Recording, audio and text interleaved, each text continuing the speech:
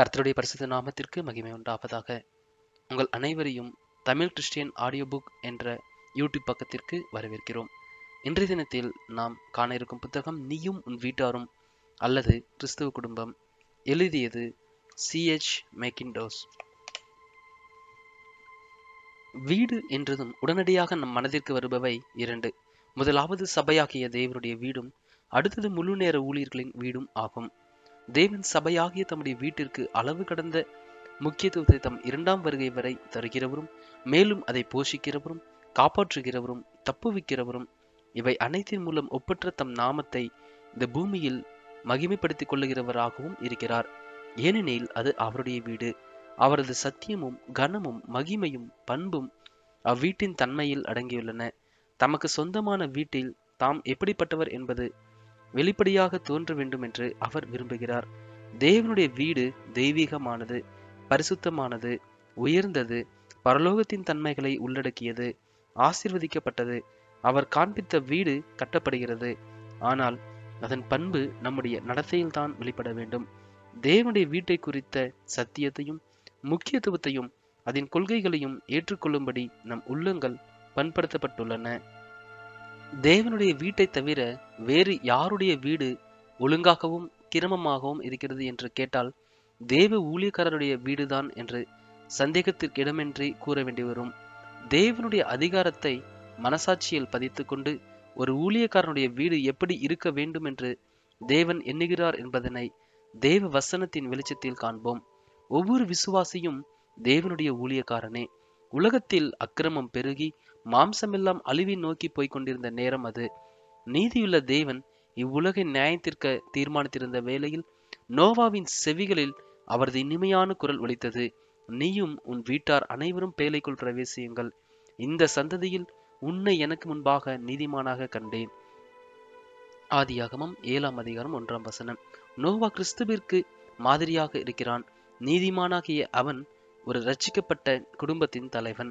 தேவனோடு அவனுக்கு இருந்த உறவினால் இரட்சிக்கப்பட்ட அவனது வாழ்க்கையில் காணப்படும் பலவீனங்கள் இங்கு நாம் கற்றுக்கொள்ள போகும் காரியங்களோடு குறுக்கிடாத வண்ணம் அவனுடைய நல்ல பண்புகளையே நம் தியானத்திற்கு எடுத்துக்கொள்வோம். தேவன் ஒரு தனிப்பட்ட விசுவாசியையும் அவன் வீட்டையும் தனித்தனியாக பிரித்து காண்பதில்லை, இரண்டையும் ஒன்றாகவே காண்கிறார். அவன் தேவனோடு தொடர்பு கொண்டிருப்பதால் அவனுடைய வீடும் தேவன் அருளும் சிலாக்கியங்களுக்கு தகுதியுடைய இருக்கிறது. சிலாக்கியங்களுடன் நிறைவேற்ற வேண்டிய கடமைகளும் பின்தொடர்கின்றன. ஒரு விசுவாசி ஆசீர்வதிக்கப்படும் பொழுது அவனுடைய வீட்டாரும் ஆசீர்வதிக்கப்படுகிறார்கள் என்பதால் அவனுடைய பிள்ளைகள் மறுபடியும் பிறக்கும் அனுபவம் இல்லாமலேயே ரட்சிக்கப்பட்டு விடுவார்கள் என தவறாக கருதக்கூடாது. ஒருவன் மறுபடியும் பிறவாவிட்டால் தேவனுடைய ராஜ்யத்தை காண மாட்டான். கிருபை ஒரு பரம்பரை சொத்தல்ல. ஒவ்வொருவரும் தனித்தனியே தேவனுடைய கிருபையை பெற்றிருக்க வேண்டும். நாம் எடுத்துக்கொண்ட வசனத்தில் நம் கவனத்தை ஈர்ப்பது நீயும் உன் வீட்டாரும் என்ற சொற்களே. நோவாவின் குடும்பத்தாரை உதறி தள்ளிவிட்டு நோவாவுக்கு மட்டும் ஒரு ரட்சிப்பை தேவன் அருளவில்லை. அப்படிப்பட்ட எண்ணம் தேவனுக்கு என்றும் கிடையாது. அவனுக்காக திறக்கப்பட்ட பேழையின் கதவு அவன் குடும்பத்தாருக்கும் திறந்ததே இருந்தது. ஏன்? அவர்களுக்கும் நோவாவுக்கு இருந்த அதே விசுவாசம் இருந்தபடியாலா? அல்ல. நோவாவுக்கு விசுவாசம் இருந்தபடியாலும் அவர்கள் அவனோடு இணைந்திருந்தபடியாலும் அப்படியாயிற்று. அவனுடைய கையில் தேவன் ஒரு தொகையை குறிப்பிடாத காசோலையை தந்தார். தொகையை நிரப்ப வேண்டிய இடத்தில் அவன் தன்னையும் தன் வீட்டாரையும் நிரப்பினான். குடும்பத்தில் நபர்களை தனித்தனியாக பிரித்து காண முடியாது. தேவனோடு இணைக்கப்பட்டது நிமித்தமாக தேவனுடைய ஆசீர்வாதம் உண்டாகிறது. அந்த வீட்டிற்கு கடமைகளும் அத்துடன் இணைந்துள்ளன. அவ்வாறே ஒரு விசுவாசியின் வீடு தேவனோடு தொடர்புடையதாய் இருப்பதால் அதற்கு ஆசீர்வாதம் உண்டு. அதன் கடமைகள் குறித்து நாம் கூற வேண்டிய அவசியம் நேரிடாத வண்ணம் அவையும் ஆசீர்வாதத்தின் ஒரு பகுதியாகின்றன. ஆபிரகாமின் விசுவாச வாழ்வில் ஒரு நிகழ்ச்சி. அவனிடம் கர்த்தர், நான் செய்ய போகிறதை ஆபிரகாமுக்கு மறைப்பேனோ? கர்த்தர் ஆபிரகாமுக்கு சொன்னதை நிறைவேற்றும்படியாய் அவன் தன் பிள்ளைகளுக்கும் தனக்கு பின்வரும் தன் வீட்டாருக்கும் நீங்கள் நீதியையும் நியாயத்தையும் செய்து கர்த்தருடைய வழியை காத்து நடவுங்கள் என்று கட்டளையிடுவான் என்பதை அறிந்திருக்கிறேன் என்றார். ஆதியாகமம் 18:18-19. இங்கு கூறப்பட்டுள்ளது ரட்சிப்பல்ல, தேவனோடு அவனுக்கு இருந்த உறவும் அவருடைய நீதி மற்றும் நியாயத்தை காத்து நடப்பது முதலிடம் பெறுகின்றன. தன்னுடைய வீட்டாரையும் பிள்ளைகளையும் கர்த்தருடைய வழியில் நடக்க கட்டளையிடும் விசுவாசியுடன் தேவன் தமது ரகசியமான ஆலோசனைகளை பகிர்ந்து கொள்ளுவார் எனும் எளிய உண்மையை இதிலிருந்து அறிந்து கொள்ளலாம். எவ்வளவு கடுமையான கட்டளையானாலும் மென்மையாக மனதில் ஏற்றுக்கொள்ளும் பக்குவம் ஆபிரகாமுக்கு இருந்தது. இக்காரியத்தில்தான் அநேக கிறிஸ்துவ பெற்றோர்கள் தவறிவிடுகின்றனர். தங்களுடைய பிள்ளைகளையும் வீட்டாரையும் கர்த்தருடைய வழியில் நடக்கும்படி கட்டளையிடுவதிலும் தேவனை தங்களுக்கு முன்பாக நிறுத்துவதிலும் தவறிவிடுகிறார்கள். ஆபிரகாம் தன் வீட்டாரை பரிசுத்தமான தேவ அதிகாரத்திற்கு கீழ்ப்படிந்து தேவ நீதியை நிறைவேற்ற கட்டளையிட்டிருந்தான். அவனது வீட்டில் நடைபெறும் செயல்கள் இதை உறுதிப்படுத்துகின்றன. வெளித்தோற்றத்தில் அவனுடைய வீடு எப்படி இருந்திருப்பினும் தேவனுடைய கிரியை அங்கே சாட்சியாக காணப்பட்டது. உமது சாட்சிகள் மிகவும் உண்மையுள்ளவைகள் கர்த்தாவே. பரிசுத்தமானது நித்திய நாளாக உமது ஆலயத்தின் அலங்காரமாய் இருக்கிறது. ஒரு ஊழியக்காரன் தன் எஜமானுடைய வழியையே பின்பற்ற வேண்டும். தேவன் தம்முடைய வீட்டை நீதியோடு அரசாளுவரேயானால் நாமும் அப்படியே செய்ய வேண்டும். நமது நடத்தை அவருடைய பாதையிலிருந்து கொஞ்சமும் தவறக்கூடாது. தேவன் நீதியோடைய ஆளுகை செய்வதுடன் தம்மோடு இணைந்தவர்களை அன்புடன் அங்கீகரித்து அவர்களை விசுவாசத்துடன் நடத்துகிறார். நான் செய்ய போகிறதை ஆபிரகாமுக்கு மறைப்பேனோ என சொல்லும் அளவுக்கு அவன் மேல் நம்பிக்கை வைக்கிறார். ஏன் அவர் அவன் மேல் வைத்த கிருபையினாலா அல்லது அவனுடைய விசுவாசத்தினாலேயா? இரண்டும் அல்ல. இதோ எளிமையான பதில். தன் பிள்ளைகளையும் தன் வீட்டாரையும் அவன் கர்த்தருடைய வழியில் நடக்க கட்டளையிடுவான் என்பதனால்தான். தன் வீட்டாரை சரிவர நடத்த தெரிந்தவனே கர்த்தருடைய நம்பிக்கைக்கு பாத்திரமானவன். அநேக கிறிஸ்துவ பெற்றோர்கள் உருவாக்குவதும் சத்தியம் இதுவே. அநேக கிறிஸ்துவ பெற்றோர்களை உருவகுத்தும் சத்தியம் இது. ஆதியாகமம் 18:19 வெளிச்சத்தில் நம்மை சோதித்து பார்த்து நமது தோல்வியை ஒப்புக்கொண்டு தேவனுக்கு முன்பாக முகங்குப்புற விழுவோமாக. இதை நாம் ஏன் செய்ய தவறினோம்? இதற்கு பதில் ஒன்றுதான். விசுவாசத்தால் தேவன் நமக்கு அளித்த சிலாக்கியங்களை நாமே உணராமல் போனதுதான் காரணம். தேவன் அருளிய சிலாக்கியங்களையும் நமது கடமைகளையும் நாம் எப்போதும் உணர்ந்திருக்க வேண்டும். நோவாவின் காரியத்தில் ரட்சிப்பை குறித்து கூறும்போது நீயும் உன் வீட்டாரும் என்று தேவன் கூறுகிறார். ஆபிரகாமின் காரியத்தில் உலக பிரகாரமான நடத்தையை குறிப்பிடும் போது நீயும் உன் வீட்டாரும் என்னும் பதங்களையே பயன்படுத்துகிறார். விசுவாசத்தால் தனக்குரிய சிலாக்கியங்களை உணர தவறும் விசுவாசி நீதி நேர்மை நிலைநாட்டவும் தவறிவிடுகிறான். ஒரு விசுவாசியின் வீட்டாரை தேவன் அந்த விசுவாசியின் ஒரு பகுதியாக காண்கிறார். உபதேசமோ நடைமுறை வாழ்வோ எதுவாயினும் தேவன் அவன் வீட்டாரிலிருந்து தனியாக பிரித்து காண்பதில்லை. எந்த விதத்திலாவது ஒரு வீடு பிரிந்திருக்குமாயின் அங்கு நிச்சயமாக சாட்சி இருக்காது. ஒவ்வொரு கிறிஸ்தவனும் தன் மனசாட்சியை கேட்க வேண்டிய கேள்வி இதுவே. என் வீட்டாருக்காக நான் தேவனை சார்ந்திருக்கிறேனா? தேவனுக்கு நேராகவும் தேவனுக்காகவும் என் வீட்டாரை நான் நடத்தி செல்கிறேனா? இக்கேள்வியின் வல்லமையையும் கடுமையையும் உணர்பவர்களுக்கு நிச்சயமாக மனதில் தேவ பயம் உண்டாகும். நமது வீட்டாரை தேவனுடைய வழியில் நடத்தும்படி அவர்களை கட்டளையிட நாம் தேவனையே சார்ந்திருக்க வேண்டும் என்பதை வேதத்திலிருந்து அறிந்து கொள்ளலாம். யாக்கோபின் வாழ்க்கையிலிருந்து ஒரு நிகழ்ச்சி. கர்த்தர் யாக்கோபை நோக்கி, நீ எழுந்து பெத்தேலுக்கு போ என்கிறார்.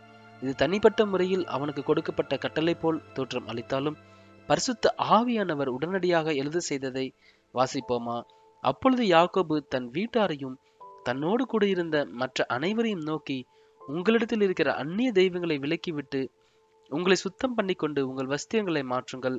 நாம் எழுந்து பெத்தேலுக்கு போவோம், வாருங்கள் என்கிறான். இங்கே யாக்கோபுக்கு கொடுக்கப்பட்ட அழைப்பு அவனுடைய வீட்டாரும் கீழ்ப்படிய வேண்டிய கடமையாகிறது. தேவனுடைய வீட்டிற்கு செல்லும்படி தேவன் அழைத்த போது தன் வீட்டாரும் அங்கு செல்ல தகுதியுள்ளவர்கள் தானா எனும் கேள்வி அவன் மனசாட்சியில் எழுகிறது. அதன் விளைவு அந்நிய தெய்வங்களை அகற்ற கட்டளையிட்டது.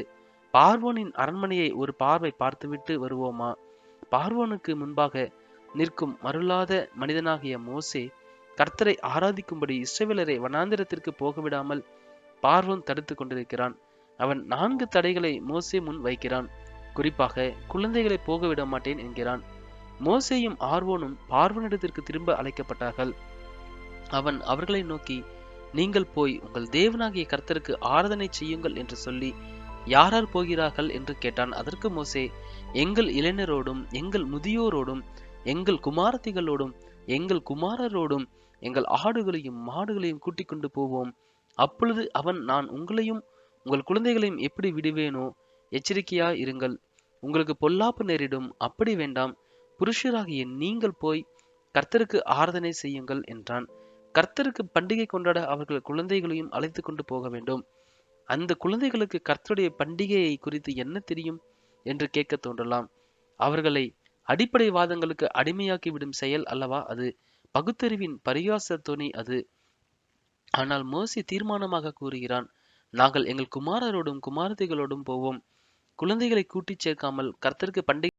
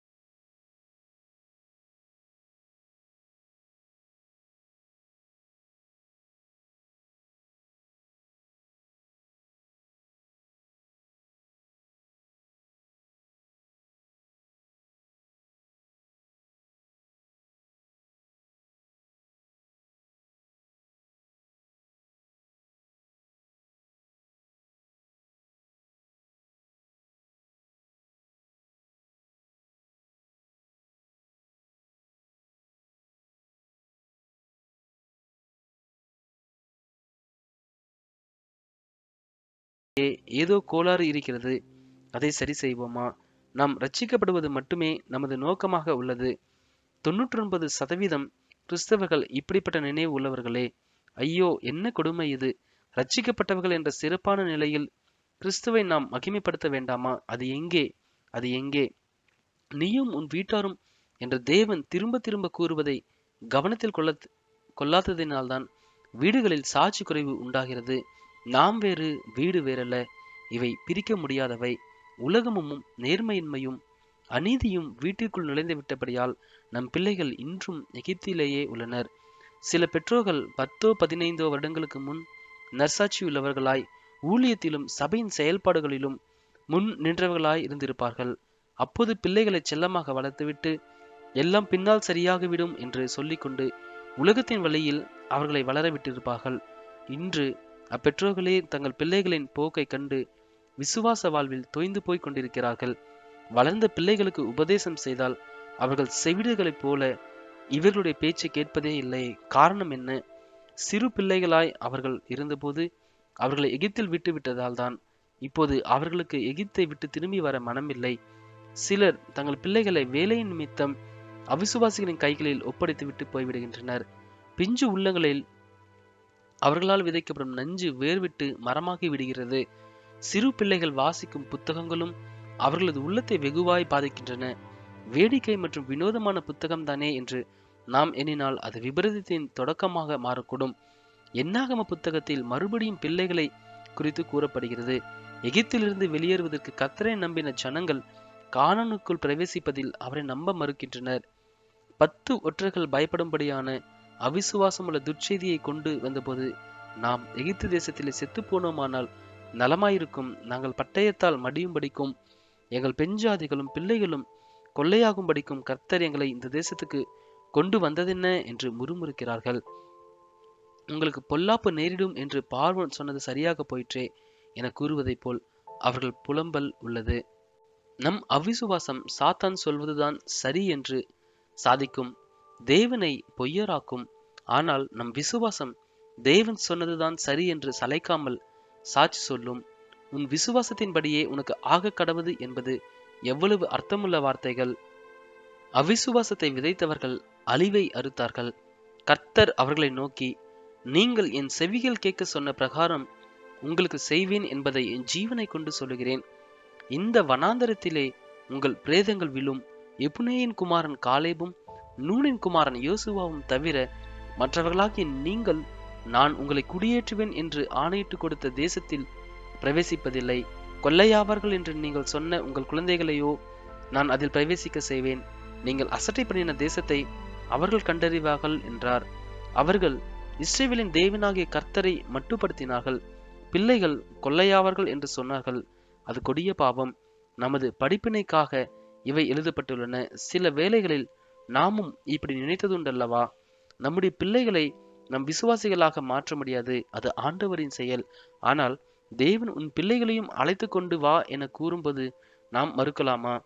உன் வீட்டை நான் உன்னுடைய ஒரு பகுதியாகவே காண்கிறேன், உன்னை ஆசீர்வதிக்கும் போது அதுவும் ஆசீர்வதிக்கப்படும் என்று கர்த்தர் கூறுவதை அவிசுவாசமுள்ள இருதயத்தோடும் நாம் மறுத்தால் நஷ்டம் யாருக்கு? கர்த்தர் என்னையும் எனக்குள்ள யாவற்றையும் ஆசீர்வதித்திருக்கிறார் என்ற மாறாத உண்மையில் கலிகூறுவோமா? நம்முடைய கடமைகளை நாம் செம்மையாக செய்தாலே ஆசீர்வாதத்தை சுதந்திரித்துக் கொள்ளலாம். என் பிள்ளைகளை கானானுக்குள் கொண்டு போக நான் தேவனையே சார்ந்திருக்கிறேன் என்று கூறிவிட்டு எகிப்திற்காகவே எகிப்தின் கல்வி மற்றும் கலைகளை ஒரு விசுவாசி தன் பிள்ளைகளுக்கு கற்பித்தால் தேவனை கேலியாக்கும் செயலல்லவா அது? நம்முடைய அனுதின நடத்தை தான் நமது விசுவாசத்தை உறுதிப்படுத்துகிறது. நம்முடைய செய்கைகளின் விளைவையே நாம் ஒரு நாள் அறுப்போம். ஒரு நாள் என் பிள்ளை மாறிவிடுவான் என்று அநேகம் பெற்றோர்கள் எண்ணுகின்றனர். தேவன் அவர்களுக்கென்று ஒரு நோக்கத்தை வைத்துள்ளார் எனும் திட நிச்சயம் நமக்கு உண்டானால் காலத்தை கடத்துவானேன்? தேவனுடைய வாக்குத்தத்தங்களை உண்மையாகவே நம்பினால் இன்றைக்கே அவர்கள் தேவனுக்கு சாட்சியாக வாழ்வதற்கேற்ற பயிற்சியை தர தொடங்க வேண்டும். அவருடைய சித்தத்தின்படி செய்ய மனதுள்ளவன் எவனோ அவன் இந்த உபதேசம் தேவனால் உண்டாயிருக்கிறதோ என்று அறிந்து கொள்வான். கர்த்தருடைய வார்த்தைகளில் உள்ள தீவிரம் புரிகிறதா? தேவ சித்தத்தை அறிந்து கொள்ளும் முன் உபதேசத்தை அறிந்து கொள்வதில்தான் சிலர் ஆர்வம் காட்டுகின்றனர். நமது பிள்ளைகளின் காரியத்தில் தேவனுடைய சித்தத்தை செய்ய நாம் அவர்களை தேவன் எப்படி நடத்துவாரோ அது போலவே நடத்த வேண்டும். நாம் எப்படி தேவனுக்குள்ளாக நமக்கு இருக்கும் சிலாக்கியங்களை அனுபவிக்கிறோமோ அது போலவே அவர்களுக்குள்ளும் அனுபவிக்கும்படி செய்ய வேண்டும். தேவனுக்குள்ளான கடமைகளை நிறைவேற்றுவதிலும் அவ்வாறே அவர்களை செயல்பட வைக்க வேண்டும். உபாகமத்தின் ஆரம்பம் முதல் இறுதி வரை இஸ்ரவேலர் தங்கள் பிள்ளைகளுக்கு கர்த்தருடைய கட்டளைகளையும் நியாயங்களையும் கற்றுக் கொடுக்க வேண்டும் என்று கூறப்பட்டுள்ளது. கர்த்தருடைய பண்டிகைகளை குறித்து சிறு பிள்ளைகள் கேட்கும் கேள்விகளுக்கு பொறுப்பாக பதில் தர வேண்டும் என்று வலியுறுத்தப்பட்டுள்ளது. யோசுவாவின் தீர்மானத்தை இங்கு குறிப்பிடாமல் இருக்க முடியாது. யாரை சேவிப்பர்கள் என்று தெரிந்து கொள்ளுங்கள். நானும் என் வீட்டாருமோ வென்றால் கர்த்தரையே சேவிப்போம். நானும் என் வீட்டாரும் என்னும் பதங்களை கவனியுங்கள். விக்கிரக ஆராதனையின் பிடியிலிருந்து தான் மட்டுமல்ல, தன் வீட்டாரும் விலகி இருக்க வேண்டும் என எண்ணுகிறான் யோசுவா. தன் வீட்டாரின் ஆவிக்குரிய நீதி நேர்மையை குறித்து அக்கறை உள்ளவன் அவன். தான் மட்டும் கர்த்தரை சேவித்து அவன் வீட்டார் விக்கிரகங்களை சேவித்தால் அவன் குற்றமற்றவன் ஆகிவிடுவானோ? அப்படியாயின் நியாய தீர்ப்பு அவன் மேலும் வரும் அல்லவா? ஏலி அப்படிப்பட்டவன். அவன் கர்த்தரை சேவித்த போதிலும் தன் பிள்ளைகளை கண்டித்து கர்த்தருடைய வழியில் நடத்தவில்லை. நியாய தீர்ப்பு அவன் வீட்டார் மீது மட்டுமல்ல, அவன் மீதும் வந்தது. கர்த்தர் சாமுவேலை நோக்கி, நான் இஸ்ரவேலில் ஒரு காரியத்தை செய்வேன். அதை கேட்கிற ஒவ்வொருவனுடைய 2 காதுகளிலும் அது தொனித்துக் கொண்டிருக்கும். நான் ஏலியின் குடும்பத்திற்கு விரோதமாக சொன்ன யாவையும் அவன் மேல் அந்நாளிலே வரப்பண்ணுவேன். அதை தொடங்கவும் அதை முடிக்கவும் போகிறேன். அவன் குமாரர் தங்கள் மேல் சாபத்தை வரப்பண்ணுகிறதை அவன் அறிந்திருந்தும் அவர்களை அடக்காமற் போன பாவத்தின் நிமித்தம் நான் அவன் குடும்பத்துக்கு என்றும் நீங்காத நியாயத்தீர்ப்பு செய்வேன் என்று அவனுக்கு அறிவித்தேன். ஏலி கர்த்தரை சேவித்த போதிலும் அவன் தன் பிள்ளைகளை அடக்காமற் போனபடியினால் அவனும் தண்டனைக்கு தப்பவில்லை. அவன் பிறரிடமிருந்து மறிக்கிறான். அவன் பிடரி முறிந்து மறிக்கிறான். அவன் கர்த்தருக்கு காத்திருந்து விசுவாசம் உள்ளவனாய் தன் பிள்ளைகளையும் தேவனுடைய வீட்டின் ஊழியங்களுக்காக பயிற்சி அளித்திருந்தால் பயங்கரமான முடிவு அவர்களுக்கு வந்திருக்காது. கர்த்தருடைய உடன்படிக்கை பெட்டியையும் பெலிஸ்தியர் கைப்பற்றியிருக்க முடியாது. ஆசீர்வாதத்தின் காரியத்தில் நீயும் உன் வீட்டாரும் எனும் கொள்கை பின்பற்றப்படுவதைப் போலவே தேவ தண்டனை வழங்கும் காரியத்திலும் தவறாமல் செய்யப்படுகிறது. ஏலியின் காலடி சுவடுகளை பின்பற்றும் பெற்றோர் இன்றும் அநேகம். பிள்ளைகள் தங்களை மதிக்காததை கூட பெரிதுபடுத்தாமல் அசட்டு செய்கிறவர்கள் கொஞ்சம் நஞ்சம் அல்ல. மரியாதையே இல்லாமல் குழந்தை பருவத்திலிருந்து குமார பருவத்திற்கும் அதிலிருந்து முழு வளர்ச்சி பெற்ற ஆட்களாகவும் பிள்ளைகள் வளர அனுமதிக்கப்படுகின்றனர். எவ்வளவு பெரிய சாட்சி குறைவு இது என்று அவர்கள் ஆலோசிப்பதில்லை. தேவனுடைய அழைப்பும் தெரிந்து கொள்ளுதலும் கிருபையின் அடிப்படையில் ஆனது.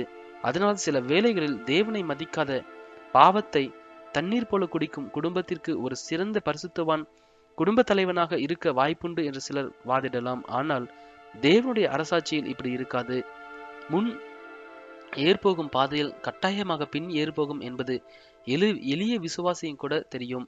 ஒரு விசுவாசியையும் அவன் வீட்டாரையும் தனித்தனியாக பிரித்து பார்க்காத தேவன் அவன் பரிசுத்தவானாக இருக்க அவன் வீட்டாரை அவன் பரிசுத்தத்திற்குள் நடத்த உதவாமல் இருப்பாரோ? பழைய ஏற்பாட்டிலிருந்தே உதாரணங்களை காட்டினபடியால் கிருபையின் காலத்தில் அப்படியெல்லாம் நடைபெற வேண்டியதில்லை என்று சாதிக்க முடியாது. தமது பரிசுத்தத்தின் நிலைமையை தேவன் என்றைக்கும் மாற்றிக்கொள்வதில்லை. ஒரு யூதனையும் அவன் வீட்டையும் வெவ்வேறாக காணாத தேவன் கிறிஸ்தவனை மட்டும் அப்படி காண்பாரோ? இக்கிருபையின் காலத்தில் நீதி நேர்மையால் விசுவாசியின் வீட்டை அலங்கரிக்க புதிய காரியங்களை தேவன் கூட்டி சேர்த்திருக்கிறார். மேலும் கிருபை என்னும் பெயரில் சுய விருப்பப்படி நடந்து கொள்வது தேவனையே மறுதலித்து அவரது இரக்கத்தை தவறாக பயன்படுத்துவதாகும். விசுவாசியையும் அவன் வீட்டாரையும் குறித்து பரிசுத்த ஆவியானவர் புதிய ஏற்பாட்டில் என்ன கூறுகிறார் என காண்போமா? பழைய ஏற்பாட்டு காலத்து விசுவாசி இருந்த சிலாக்கியங்களும் கடமைகளும் இன்று இல்லாமற் போயிற்றோ?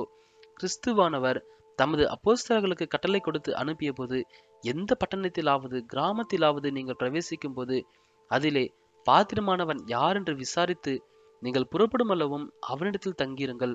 ஒரு வீட்டுக்குள் பிரவேசிக்கும் போது அதை வாழ்த்துங்கள். அந்த வீடு பாத்திரமாய் இருந்தால் நீங்கள் கூறின சமாதானம் அவர்கள் மேல் வர கடவது என்றார்.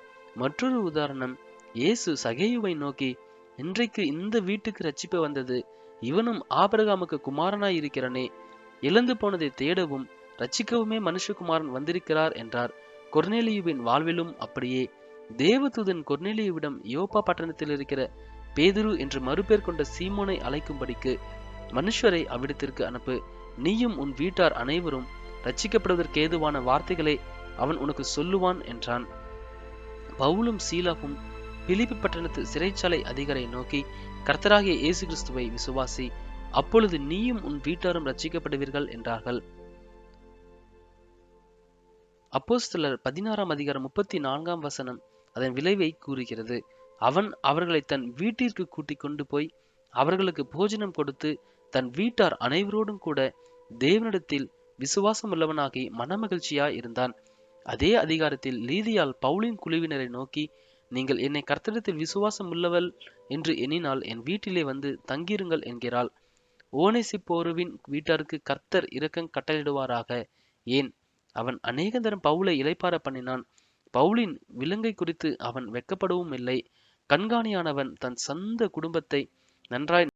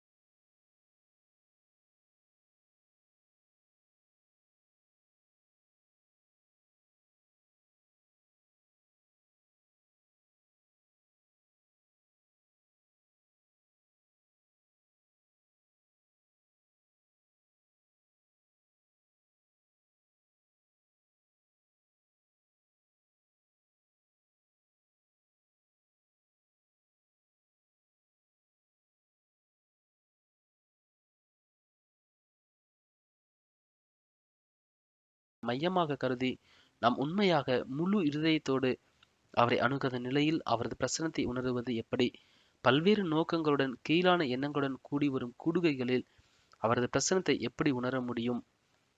கிறிஸ்துவை மகிமைப்படுத்துவதை தங்கள் வாழ்வின் லட்சியமாக எண்ணாத எத்தனையோ பேர் பெயருக்காக ஆராதனைக்கு வருவதில்லையா? சிலர் பிரசங்கங்களை கேட்டு பக்தி விருத்தி அடைவதற்காக ஆராதனைக்கு வருகிறார்கள். அவர்களது இலக்கு பக்தி விருத்தியே, கிறிஸ்துவல்ல. பக்தி விருத்திக்காக கூடி வருவது அவருடைய நாமத்தினாலே கூடும் கூட்டம் ஆகாது. பக்தி விருத்தி மட்டுமே நமது நோக்கமாக ஆகும்போது அவரது பிரசன்னத்தை உணர முடியாது. பயபக்தியுடன் கூடிய எத்தனையோ நல்ல வாஞ்சைகளும் உணர்ச்சிகளும் நமக்கு இருக்கலாம். ஆனால் உன்னதமான பரிசுத்தராக இயேசு நமது இலக்காக இல்லாமல் இருப்பாரேயானால் அவரது பிரசன்னத்தை உணர்வது கடினம். வேறு சிலர் பெரிய நினைவுகளோடு எதையாவது பகிர்ந்து கொள்வதற்காகவே வருகின்றார்கள். ஒரு வேத பகுதியை வாசிக்கவோ, ஒரு சிறப்பு பாடலை பாடவோ, ஒரு குட்டி பிரசங்கத்தை செய்யவோ தருணத்தை எதிர்நோக்கிய வண்ணமே இருப்பார்கள். எப்படியாவது அனைவருக்கு முன்பு நான் நின்று என் சத்தத்தை தொனிக்க பண்ண வேண்டும். இது அவர்களது இலக்கு. இப்படி சுயம் ஒருவரது இலக்காகும்போது கிறிஸ்துவின் பிரசன்னம் அவரால் எப்படி உணர முடியும்? இப்படிப்பட்டவர்கள் சபையின் பரிசுத்தையும் வல்லமையும் உன்னதத்தையும் மாசுபடுத்துகிறார்கள். அவர்களுக்கு தலை கிறிஸ்து அல்ல, மாம்சமே அவர்களது தலை. அரசியல் மேடைகளில் மாம்சம் வெளிப்படலாம், ஆனால் அருமையான இயேசு கிறிஸ்துவின் ரத்தத்தால் மீட்கப்பட்டவர்கள் கூடி வரும் சபையில் இது வெளிப்படலாகாது. ஏற்கனவே தயாரித்து வைத்திருக்கும் சொற்பொழிவையோ பாடலையோ பிரசங்கத்தையோ சபைக்கு முன் கொண்டு வருவது சபைக்கு தலையான அவருக்கு பிரியமான செயல் அல்ல. அந்த உரிமை நமக்கில்லை. பரிசுத்த ஆவியானவர் அந்த வேளையில் நம்மை ஏவி கூறச் சொல்லும் தேவ செய்தி, பாடச் சொல்லும் பாடல், வாசிக்கச் சொல்லும் வசனம், இவையே ஆராதனையில் இடம்பெற வேண்டும். ஆராதனையில் நாம் அவரது பிரசன்னத்தை உணர்ந்து நம்மை முழுமையாக தாழ்த்தி அமர்ந்திருக்கும் போது மட்டுமே இது இடம்பெறும். அவர் தலையான மூளைக்கல்லான அவர் மட்டுமே நமது இலக்கு. பக்தி விருத்தி, உபதேசம் இவையெல்லாம் இரண்டாம் அல்லது கடைசி இடத்தில்தான் தள்ளிவிட வேண்டும். நாம் கிறிஸ்துவை எளிய முறையில் முழு மனதுடன் தேடும்போது பக்தி விருத்தி தானாகவே உண்டாகும். மாறாக பக்தி விருத்தியை மட்டுமே நாம் தேடினால் கிறிஸ்துவை கண்டறிய முடியாது.